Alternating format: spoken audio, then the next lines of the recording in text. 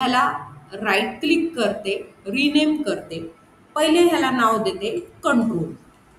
ह्याला कंट्रोल नाव दिलं. आता त्यानंतर कंट्रोल ए.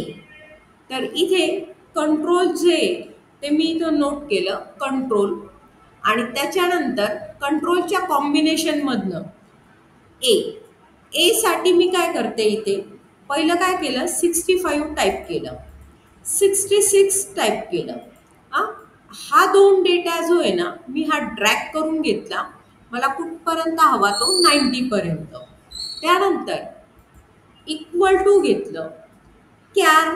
कुणासाठी कॅरेक्टर राऊंडेड ब्रॅकेट हा आहे ना, एकच आर्ग्युमेंट घेतो नंबर. तर त्या नंबर त्याला सांग बरोबर. 65 साठी काय नंबर अल्फाबेट आहे, तर ए.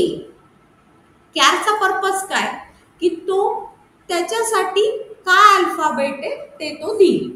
तर आता ह्याला मी डबल क्लिक केलं, हे ह्या पद्धतीने आलं. आता त्यानंतर आहे ना, मी ही जी आहे शीट हिला राईट क्लिक, मूव और कॉपी, क्रिएट अ कॉपी करते.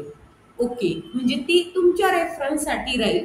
आणि हा नवीन जे आहे त्यामध्ये ही रेफरन्ससाठी ठेवते. ह्यावर आपण वर्क करू. तर ह्यात मी पहिलं कॉपी केलं आणि इथं कर्सर घेतला, पेस्ट ॲज अ ह्या ठिकाणी व्हॅल्यू.